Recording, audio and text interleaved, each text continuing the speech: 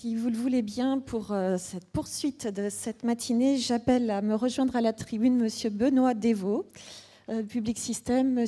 Yves Lapierre, directeur général de l'INPI, M. Étienne Dereux de Aropa, Mme Claire Tutenuy de PE, Hélène Lebedef, Veolia et Gaël Henry de l'AFD. Voilà, je vais avoir l'honneur non seulement de vous remercier pour votre présence très nombreuse à ce forum et pour vous indiquer quelques éléments d'actualité sur Solutions COP21, car vous l'avez compris, eh bien, nous allons, comme le disait à l'instant Monsieur le Ministre, travailler de façon collective. Nous avons déjà engagé cela depuis maintenant plus d'un an avec l'ensemble des acteurs, des réseaux et tous les réseaux que vous êtes ici nombreux, vous êtes très présents, membres du Club France Développement Durable. Dans ce cadre-là, ce que nous avons souhaité avec l'ensemble des réseaux, qu'il s'agisse des réseaux de la société civile, des collectivités territoriales, Monsieur Clergeau, mais aussi des entreprises, les associations, le monde de la recherche, on le sait, avec en particulier l'implication très importante du CNRS à nos côtés, mais aussi le monde académique, le monde de la formation, et c'est très très important, former les jeunes en particulier sur tous ces sujets. On vient de l'indiquer, ce sont des sujets complexes. Il est important que notre jeune génération puisse l'appréhender avec tous les éléments et les clés de lecture. Et l'ensemble des réseaux de toute nature, eh bien, nous avons travaillé en se tournant sur un terme qui finalement nous réunit tous, qui nous fédère, c'est la question des solutions, les solutions climat, parce que finalement ce que nous voulons tous, c'est porter cette COP21 dans un but évidemment qu'elle puisse permettre d'un accord international très fort, très ambitieux, mais ce que l'on souhaite tous, c'est qu'il y ait finalement, que ce soit fait dans une ambiance, un discours extrêmement positif et montrer les solutions et les solutions qui marchent, celles qui marchent déjà, celles qui sont déjà en action. Et vous êtes tellement nombreux à les mettre déjà en action. Et notre ambition à tous, eh bien, c'est d'élargir l'audience, faire en sorte que ces solutions soient déployées, soient reprises par le plus grand nombre et qu'elles puissent se déployer à l'échelle mondiale.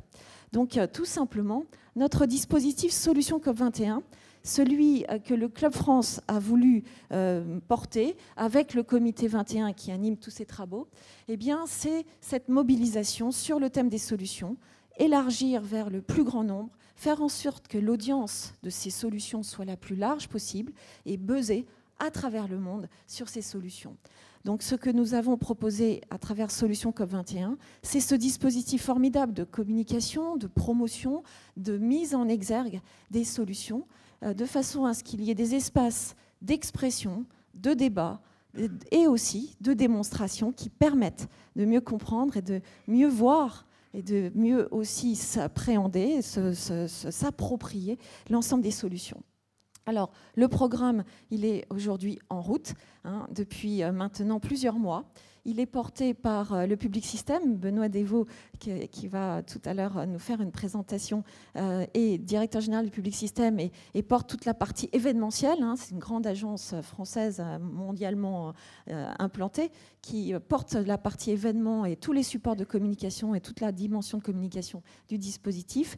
Et le cabinet Alliantis, que je dirige, est en charge de toute la coordination générale et également des aspects de contenu et relations institutionnelles pour l'ensemble du dispositif.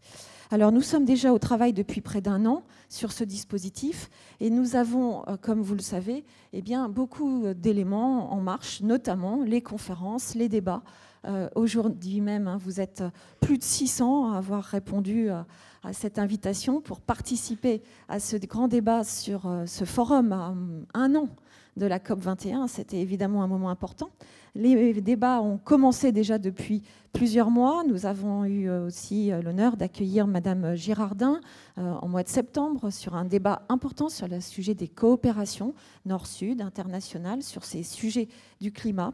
Et puis tous les mois, très simplement, tous les mois, vous allez recevoir des invitations. Nous serons extrêmement heureux de vous accueillir pour débattre, pour poursuivre ces échanges, parce que ces sujets sont, on le dit, à multifacettes, ils sont parfois polémiques, ils sont parfois un peu difficiles à porter, mais nous allons le faire avec énormément d'enthousiasme et je sais que vous êtes extrêmement nombreux à vouloir prendre la parole, à prendre des initiatives dans ces domaines et nous allons vous donner la parole au plus grand nombre tout au long de l'année qui va arriver.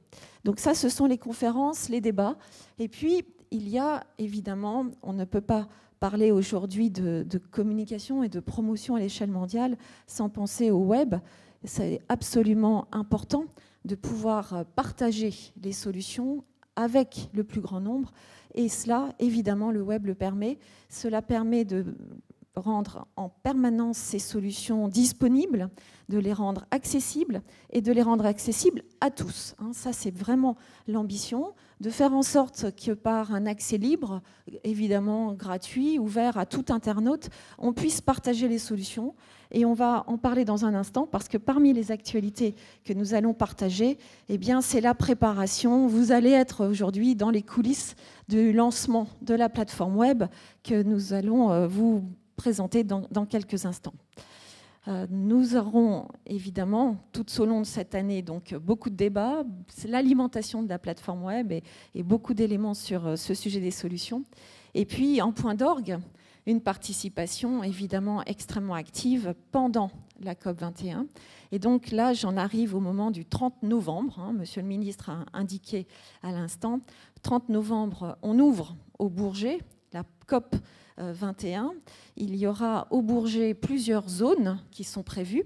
Vous savez qu'il y a des zones ONU qui sont réservées pour les responsables accrédités par l'ONU. Ça, c'est ce qu'on dit être la zone bleue, cette zone immense qui sera au Bourget pour la négociation climatique. Et cette zone, juste à côté, eh bien, l'État français a souhaité créer un village de la société civile. Et juste à côté donc, de la partie négociation. Dans ce village de la société civile, Solutions COP21 disposera d'un pavillon.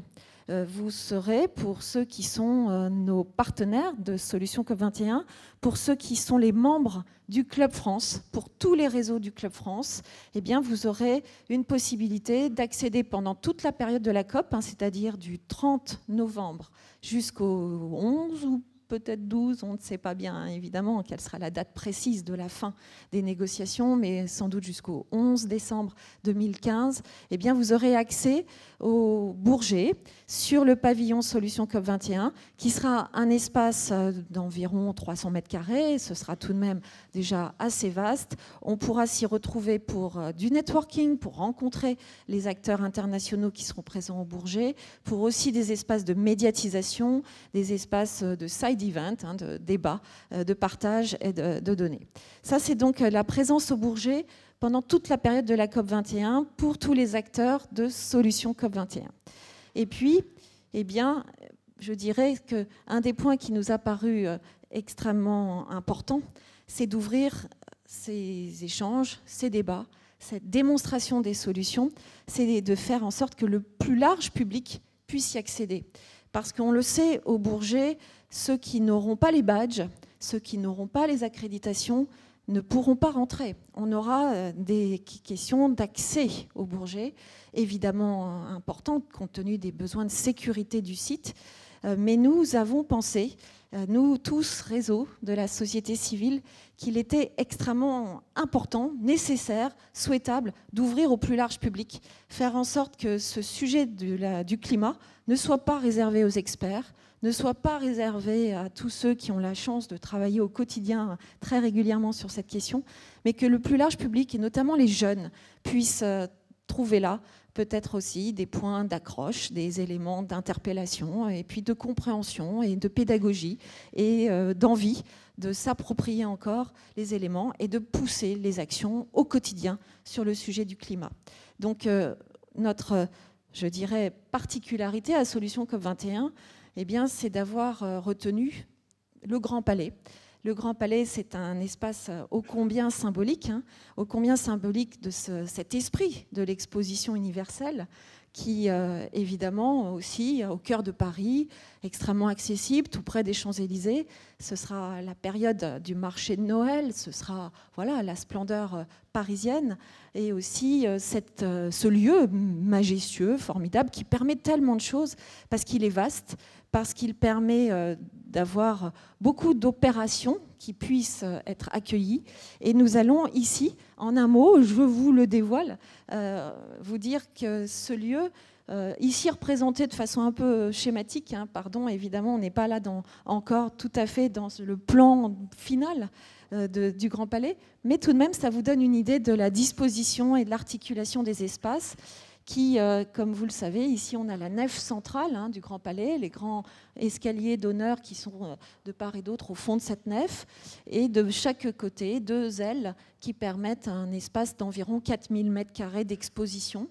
Vous avez aussi sur les côtés de cet espace des possibilités de conférences. On aura environ 50, 60, hein, on est en train de caler tout ceci, de conférences parce qu'elles sont ouvertes, possibles pour ceux qui le souhaitent. Vous pouvez y mener vos propres manifestations, vos propres conférences.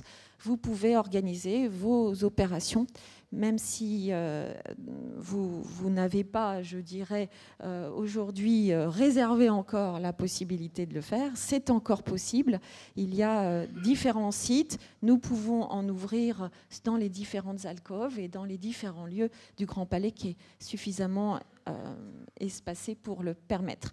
On a également prévu au fond de la nef un espace de plateau télé qui sera un lieu aussi intéressant et ouvert au grand public, ouvert à tous, pour permettre à chacun de décrypter, de comprendre ce qui se passe pendant la COP et d'avoir là des messages qui soient passés tous les jours sur les enjeux de la COP, ce qui s'y passe, la progression de la négociation, la progression de l'accord, et aussi pour présenter des solutions climat et en débattre avec une démarche multi-acteurs, hein, toujours. C'est toujours la marque de fabrique de Solutions COP21, avec cette possibilité de plateau télé animé par des journalistes, animé et avec vous tous, avec les intervenants du monde de l'entreprise, du monde des collectivités. Comme vous venez de le signaler, on aura au niveau de Paris, et M. Klugman y a insisté tout à l'heure, au Petit Palais, juste en face, beaucoup de collectivités du monde qui seront présentes, puisque Mme Hidalgo a donc invité les grands réseaux mondiaux des collectivités territoriales.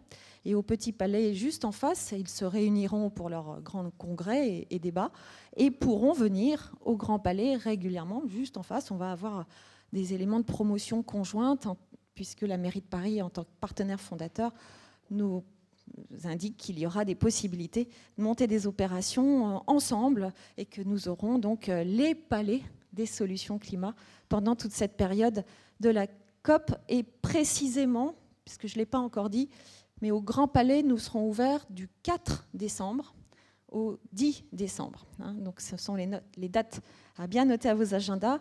Le 4 décembre, ce sera notre soirée inaugurale et la journée du 4 sera déjà ouverte et nous irons jusqu'au 10 décembre. Alors, l'esprit de cet aménagement au Grand Palais, vous le voyez, je vous le montre ici, avec cette image qui est indicative, qui est un peu la scénographie qui a été retenue par notre comité de programmation. Nous travaillons de façon très collégiale avec tous les partenaires et avec tous les membres du Club France pour réfléchir à comment faire pour avancer tous ensemble. Et nous avons retenu cette idée des ballons, les ballons qui symbolisent aussi bien l'air que la terre et qui aussi nous donnent cet esprit un peu joyeux, cet esprit d'enthousiasme qui est le nôtre pour porter ce sujet du climat, parce que nous voulons le porter de façon positive, encore une fois, et trouver une façon également de marquer les différentes facettes du climat. Et chaque ballon pourra symboliser une couleur, un thème, qui permettra aussi aux acteurs de se repérer dans le Grand Palais et d'avoir le même repérage d'ailleurs que celui que l'on va trouver sur la plateforme web dans un instant. Vous verrez là des thèmes extrêmement concrets puisqu'il s'agit de bien montrer combien le sujet du climat nous impacte tous dans notre vie, chacun dans nos multiples vies. C'est se déplacer avec le climat, se loger avec le climat, se soigner avec le climat, s'instruire avec le climat, se distraire avec le climat. Toutes ces questions-là seront débattues, seront présentées et avec beaucoup de démonstrations au Grand Palais. Alors, comment participer, hein, vous le savez que vous y êtes tous conviés à rejoindre Solutions COP21, participer et contribuer. Il y a bien des multiples façons de le faire. Il y a les acteurs qui veulent démontrer, présenter les solutions et contribuer avec beaucoup de visibilité. Donc pour cela, il y a des formules de partenaires. On va y venir, des partenaires fondateurs qui, dès le départ, depuis le mois de juillet, ont souhaité s'engager, soutenir et apporter des contributions très fortes. Il y a les formules de grande visibilité. Il y a ceux qui vont venir en réseau, puisqu'il y a des formules pour que les fédérations professionnelles, notamment, ou les organisations collégiales, puissent participer avec des contributions multiples. Donc là, notamment, on a, par exemple, le réseau Vivapolis sur les sujets de la ville durable, qui est en train de s'engager fortement avec un sujet là qui sera porté collégialement. Et puis, il y a des partenariats sur mesure. On peut venir pour juste une conférence ou pour juste, je dirais, un side event à tel ou tel moment. Et puis, il y a les contributions sur la plateforme web qui, elles, sont ouvertes, libres et avec un accès absolument pour tous. Et puis, bien sûr, comme je le disais, pour le grand public, c'est totalement gratuit pour tous ceux qui veulent venir et rencontrer les acteurs, participer à ce grand moment. Nos partenaires fondateurs qui ont permis de lancer tout ceci, parce qu'il était évidemment important que ce soit fait de façon professionnelle, que ça soit fait en anticipation, que ça permette à tous de se préparer pour agir et pour exprimer le plus possible de solutions et veiller à ce que nos solutions climat soient portées dès le début de cette année 2015, comme ça va être le cas. Eh bien, grâce à nos partenaires fondateurs qui, dès le mois de juillet, au 9 juillet dernier, nous avons été tous ensemble au Conseil économique, social et environnemental et nous avons pu bien lancer, c'était le go pour Solutions COP21 et depuis, nous travaillons déjà extrêmement activement. Donc vous les connaissez, je ne les recite pas, l'ADEME, l'AFD, Climate Kick, qui est un programme européen d'innovation et de portage sur ces sujets, l'INPI, la mairie de Paris, Aropa et la région Pays de la Loire, et puis quelques acteurs privés qui sont déjà extrêmement actifs, qui sont contributeurs pour Solutions COP21 et apportent aussi beaucoup d'éléments sur les contenus, les choix, les orientations, les programmations. Carrefour, GDF Suez, Generali, Ikea, Rexel, Schneider Electric, Sophie Protéol, Suez Environnement, Veolia et deux réseaux d'entreprises, le Club Finance de l'Ors et EPE. Alors, sans trop tarder, je voudrais donner quelques instants la parole à M. Yves Lapierre, qui est directeur général de l'INPI, pour qu'il nous dise pourquoi, d'une certaine façon, l'INPI s'engage sur le sujet du climat, parce que c'est vrai que ça pouvait apparaître comme pas si évident. Et pourquoi est-ce que vous pensez qu'au sein de Solutions COP21, il est possible peut-être d'y porter 2-3 choses que l'INPI voudrait pousser? Merci Sylviane. Oui, effectivement, il peut paraître surprenant que l'INPI se préoccupe de ce sujet. Alors d'abord, juste quelques mots pour rappeler ce qu'est l'INPI, l'Institut national de la propriété industrielle.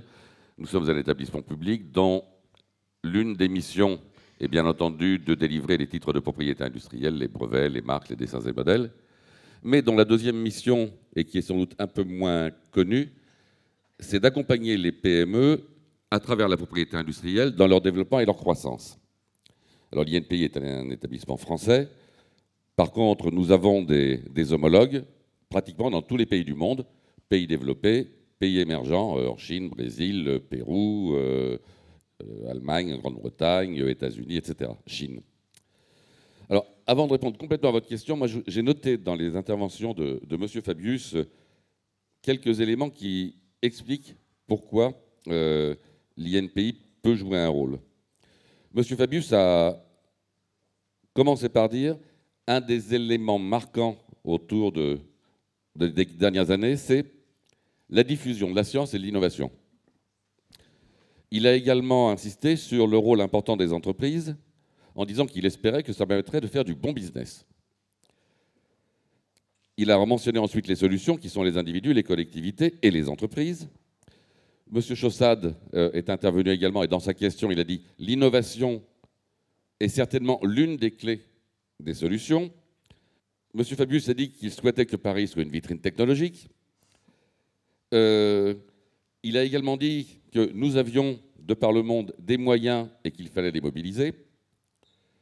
Et que de plus, les retombées au-delà du dérèglement climatique seront des retombées d'emploi, de création d'emplois et de croissance. Et donc, finalement, l'ensemble de ces éléments explique pourquoi l'INPI a souhaité s'investir sur ce sujet.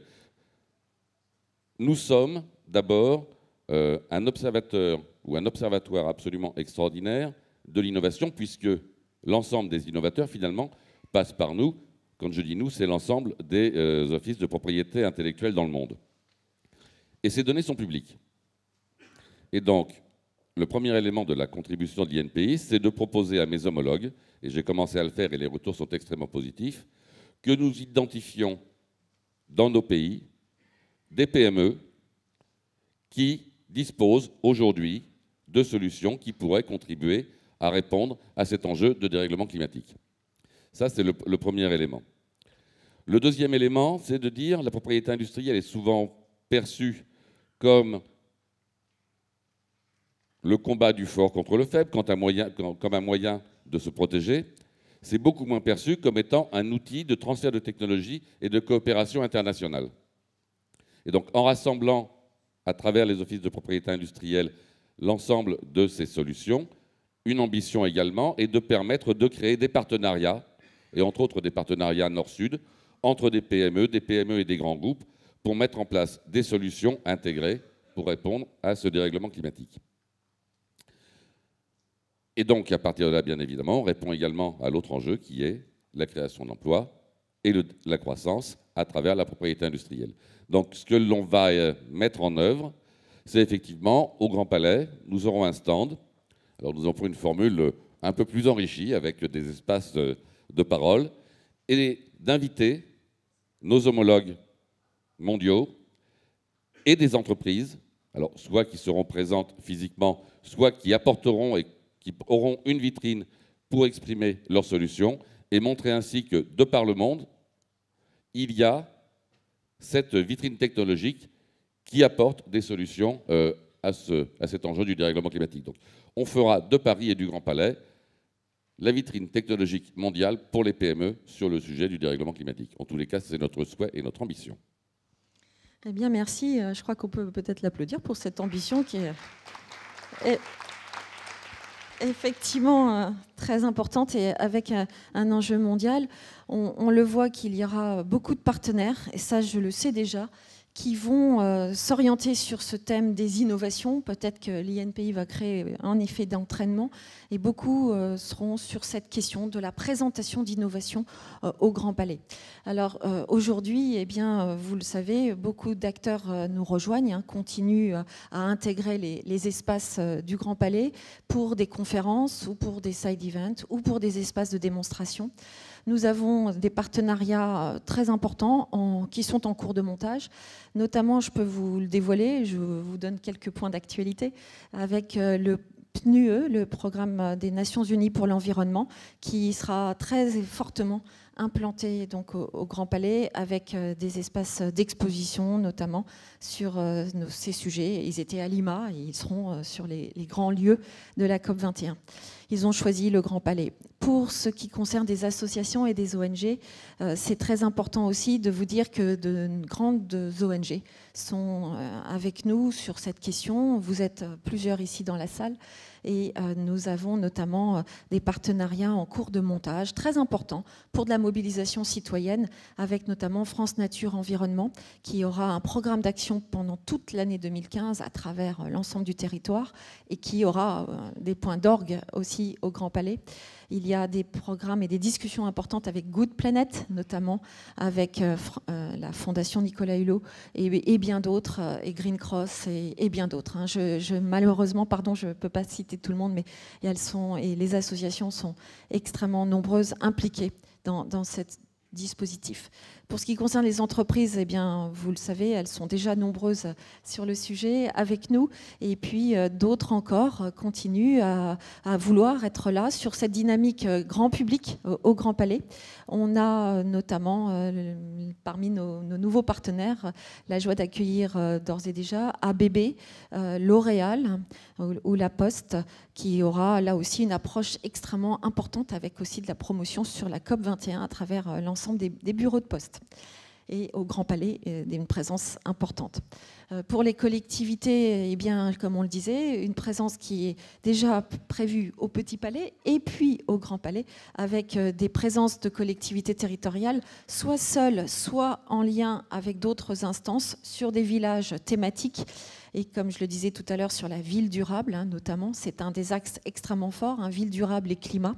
Et il y aura une présence toute particulière aussi du Conseil général de la Seine-Saint-Denis, puisque vous le savez qu'il accueille au Bourget donc la COP officielle, et au Grand Palais une participation que nous sommes en train de discuter, de façon à ce qu'il y ait cette articulation régulière entre le Bourget et le Grand Palais, et aussi avec des systèmes de navettes, avec des systèmes d'accompagnateurs et de jeunes qui pourront faire aussi l'accompagnement des groupes entre les deux sites, parce que ça sera aussi important que l'ensemble des acteurs internationaux qui sont au Bourget, on attend à peu près 30 à 40 000 délégués internationaux accrédités ONU au Bourget, et bien qu'ils puissent venir assez facilement dans Paris, parce qu'ils auront sans doute très envie d'être au cœur de Paris à certains moments.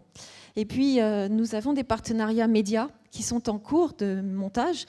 D'ores et déjà, je puis vous dire qu'il y a plusieurs partenaires avec qui nous sommes en action.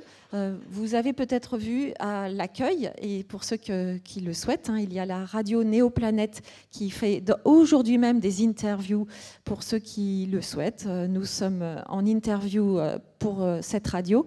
Et vous avez notamment plusieurs médias internationaux, notamment Euractiv, qui va être partenaire pour la plateforme web et pour l'ensemble de nos opérations, avec une présence dans 12 pays d'Europe. Donc là, une reprise très internationale. Et aussi Environnement Magazine, qui sera partenaire tout particulièrement aussi sur notre plateforme web. Alors sans tarder, je vais laisser la parole à Benoît, qui va nous dévoiler les contours de cette plateforme, puisque eh bien, ça date d'hier. Hein. Nous sommes sur le point maintenant d'avoir la plateforme en action. Alors qu'est-ce qu'elle nous dit, la plateforme, Benoît ? Bonjour à tous. Donc, on est très très heureux de vous présenter donc, en avant-première donc, cette plateforme que nous avons conçue il y a près d'un an, avec l'ensemble du projet que vous a présenté Sylviane. On a conçu ce projet avec Gilles Béraud et Sylviane, et on est assez content de notre intuition, puisque cette plateforme, on imagine, on ambitionne qu'elle soit la vitrine donc, de toutes les solutions qui vont être présentées à Paris dans un an, et on a un peu de façon anticipée la vision de Monsieur Laurent Fabius et votre stratégie, Monsieur Lapierre.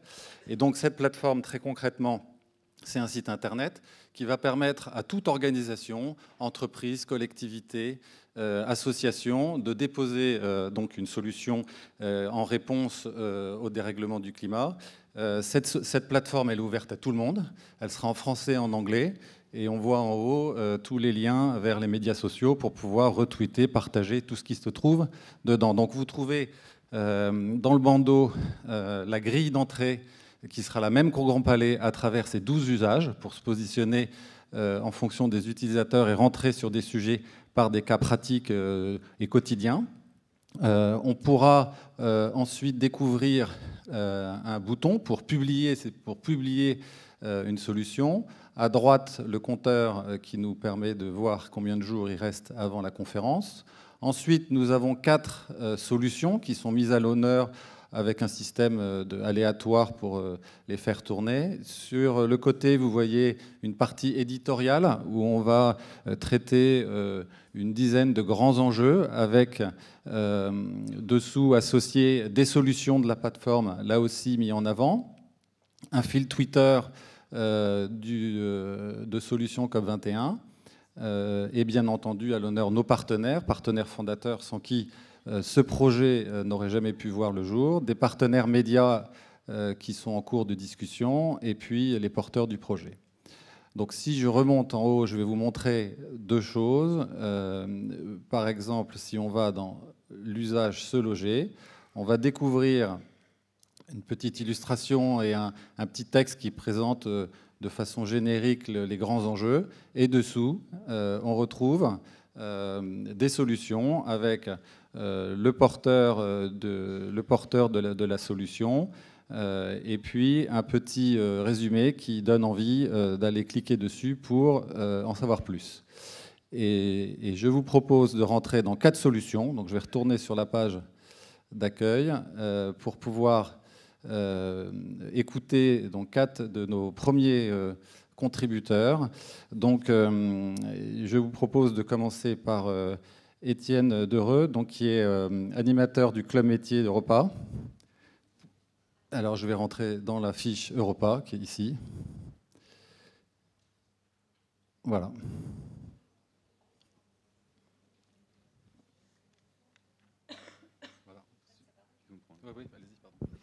Bonjour à tous, merci de me donner la parole. Je représente donc Aropa, qui est le regroupement des ports de l'axe Seine, port du Havre, port de Rouen et port de Paris. Et Aropa est un acteur majeur de la multimodalité en France. Nous répondons en réalité à des enjeux très importants liés au dérèglement climatique, puisque le secteur des transports est identifié comme un axe prioritaire d'amélioration. Il représente en réalité à peu près 27% des émissions nationales de gaz à effet de serre. Le transport de marchandises, d'ailleurs, reste routier à près de 85%. Et on le sait, il est nécessaire de développer les modes de transport massifiés alternatifs, que sont par exemple la voie d'eau ou le transport ferroviaire, parce que ceux-ci génèrent nettement moins d'émissions de gaz à effet de serre. Par exemple, le transport fluvial permet, pour une tonne transportée, de consommer jusqu'à 5 fois moins de carburant que le transport routier et d'émettre jusqu'à 2,5 fois moins de dioxyde de carbone. Et on cite souvent l'exemple de ce que le transport de 5000 tonnes de marchandises s'effectue par un unique convoi fluvial, mais représente l'équivalent de 250 camions. Alors pour répondre à ce défi, Aropa propose tout au long de l'axe Seine des infrastructures de transport fluvial, ferroviaire, qui sont performantes et efficaces, et offre ainsi des solutions opérationnelles aux besoins des entreprises qui souhaitent développer leur logistique ou leur industrie de manière durable. En choisissant donc un transport alternatif combiné à une infrastructure Aropa, les entreprises peuvent obtenir des gains significatifs d'émissions de gaz à effet de serre. 2 exemples. Pour un train de Bonneuil-sur-Marne en Île-de-France à Marseille, l'équivalent de 290 tonnes de réduction d'émissions de CO2, et pour un unique convoi fluvial du Havre à Gennevilliers, qui transporte par exemple 250 conteneurs, l'équivalent de 41 tonnes de CO2. Alors il faut savoir que Aropa poursuit en ce moment même une stratégie importante de développement de ces infrastructures par la réalisation de plusieurs gros projets, comme le chantier multimodal, qui est au Havre, de 60 hectares, qui permettrait de gérer chaque année environ 300 000 conteneurs supplémentaires, mais aussi la création d'une nouvelle plateforme multimodale de 100 hectares à Achères, en Île-de-France, dans les Yvelines, dédiée aux activités du BTP et dont le débat public vient de s'achever. Et enfin, Aropa mène une politique de développement d'un réseau complet de terminaux à conteneurs sur l'ensemble de l'axe Seine, et singulièrement en Île-de-France, puisque vous avez tout un réseau de terminaux à conteneurs à Gennevilliers, à Évry, à Bonneuil, donc sur l'ensemble du territoire francilien, et même d'ailleurs à Paris, sur le port de la Bourdonnais, tout près de la Tour Eiffel. Et ces terminaux à conteneurs offrent bien entendu des solutions à tous les acteurs économiques que nous souhaitons proposer à chacun, notamment à l'occasion de COP21. Merci. Je propose ensuite à Claire Tutenuy, donc, qui est déléguée générale de l'EPE, de présenter sa fiche. Merci que bien. je Je vais vais me mettre afficher. debout parce qu'à vrai dire, je découvre la fiche à peu près en même temps que vous. Donc, Entreprises pour l'environnement est une association d'une quarantaine de grands groupes français et internationaux qui travaillent ensemble sur l'environnement et donc sur le changement climatique depuis bien longtemps. La mobilité est un des secteurs les plus critiques des émissions de gaz à effet de serre, à peu près 15% au niveau mondial, mais plus de 30% en France, où on a économisé sur la production d'électricité. Mais en revanche, la mobilité est un énorme enjeu climat. Et donc, les entreprises d'EPE ont travaillé dans un groupe de travail Et la fiche renvoie à une publication qui est sortie au mois de novembre, Stratégie climat des entreprises, la mobilité, et qui est donc un travail collectif, une collection de solutions qui vont... alors la mobilité est une grosse source d'émissions. Chaque personne, chaque entreprise en est un acteur. Vous en êtes un acteur tous les matins en vous demandant comment vous voyagez, ou tous les week-ends. Et c'est aussi heureusement un secteur qui stimule énormément l'imagination des ingénieurs, des acteurs, des informaticiens. Et donc la diversité des solutions qui ont été présentées par les membres de PE va vous venir tout de suite à l'esprit quand on voit que ça va de Renault et ses véhicules électriques, PSA l'hybride, Bolloré Autolib, Airbus évidemment et Air France sur le transport aérien et sa mutation dans ce domaine qui est un domaine particulièrement challenging.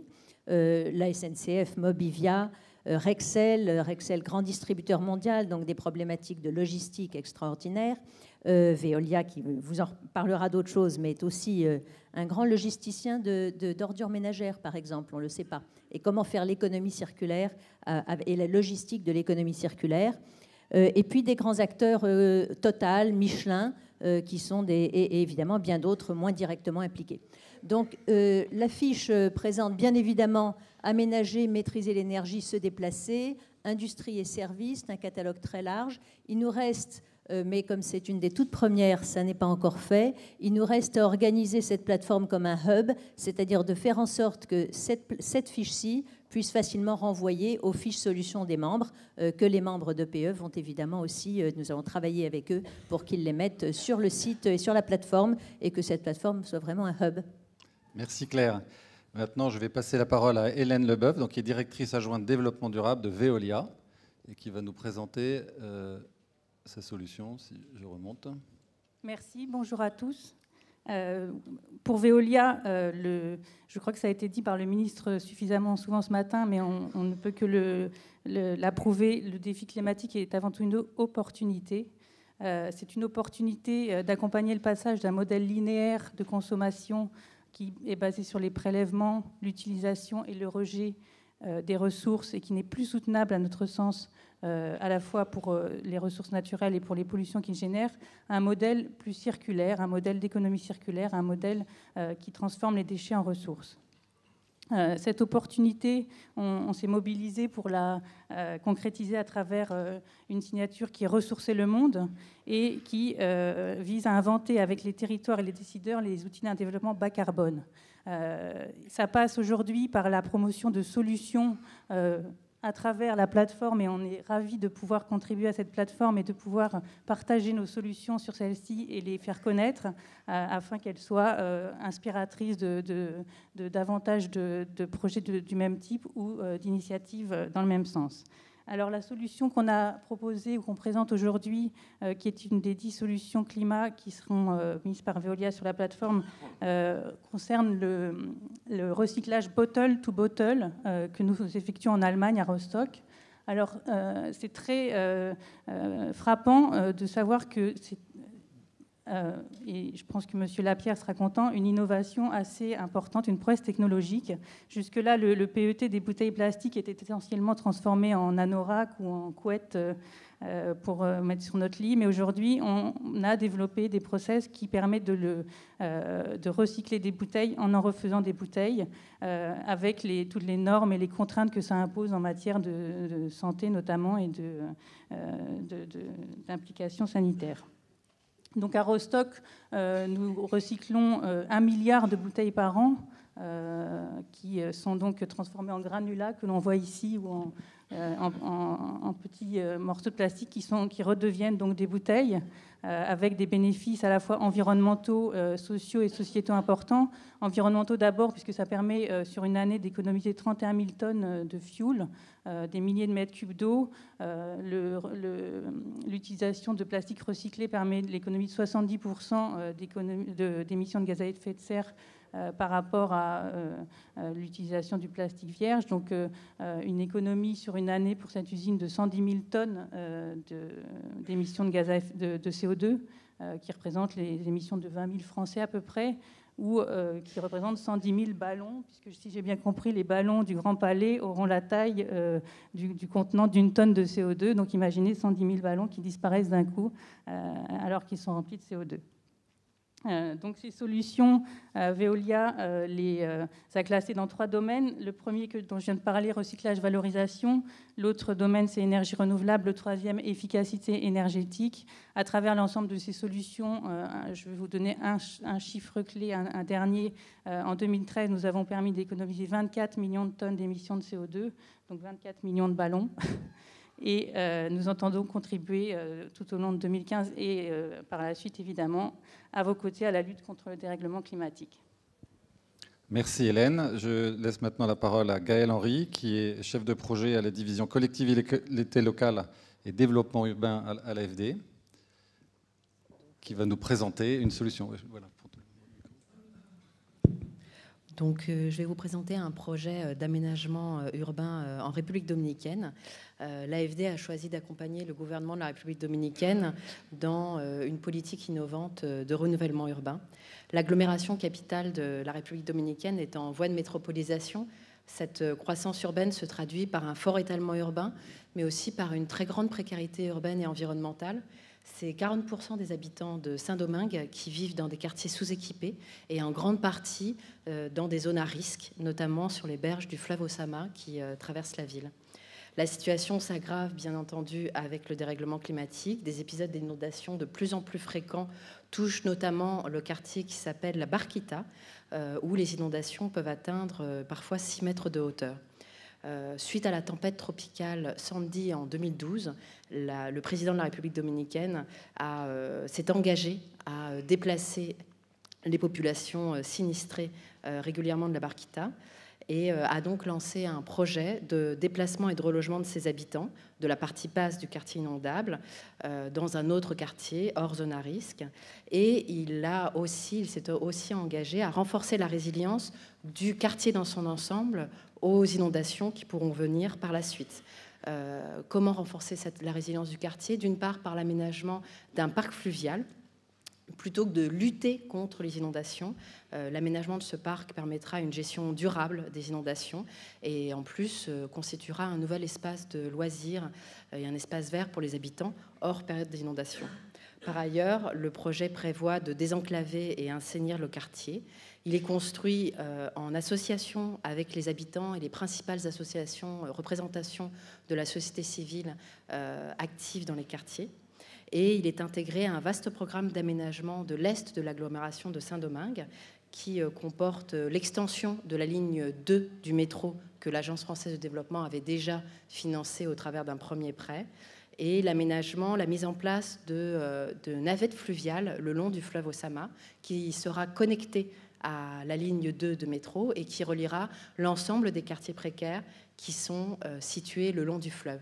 Ce premier projet pilote a vocation, dans l'esprit du gouvernement dominicain, d'amorcer une vaste politique de renouvellement urbain sur l'ensemble de l'agglomération, et l'Agence française de développement l'accompagne à travers un prêt de 150 millions d'euros sur un plan de financement global de 540 millions d'euros qui porte en majeure partie sur le métro à 73%, à 20% sur le projet d'aménagement du quartier de la Barquita et à 7% sur la mise en place de la navette fluviale.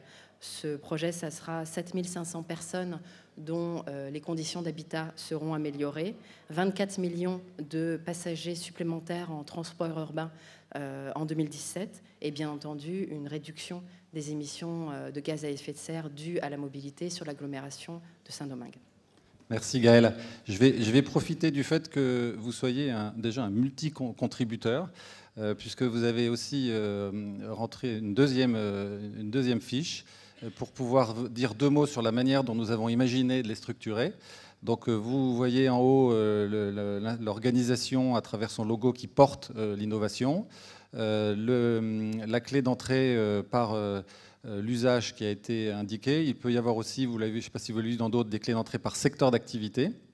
Ensuite, Si on est intéressé spécifiquement par ce thème, parce que vous avez vu, on couvre tous les sujets, donc on peut s'abonner à une thématique. Si on est très intéressé par ce que fait l'AFD, on peut s'abonner à ce contributeur.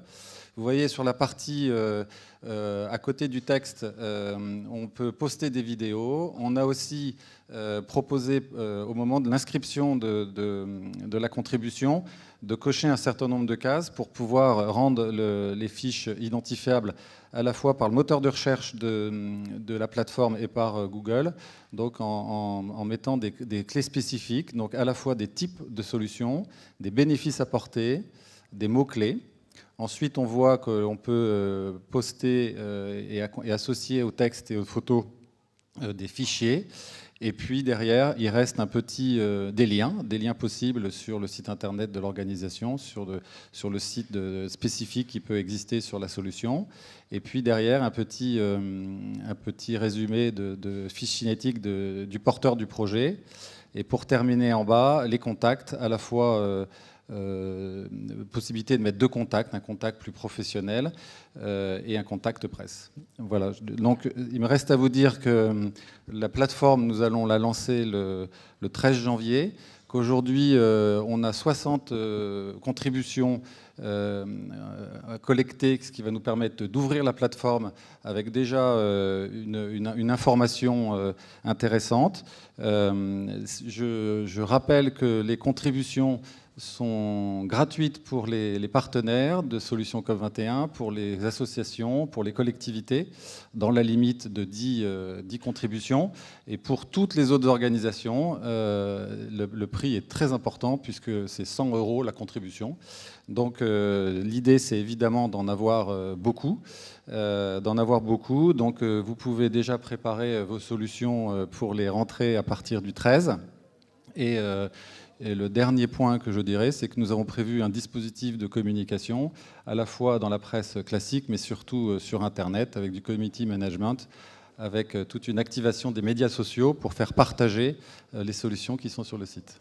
Voilà, juste simplement un dernier mot, vous dire qu'en effet, tout ceci est ouvert et gratuit. Quand tu parles d'abonnés, c'est abonné au sens web, hein, mais c'est gratuit. Vous pouvez juste tout recevoir en push vers vous dès que vous êtes intéressé par un mot.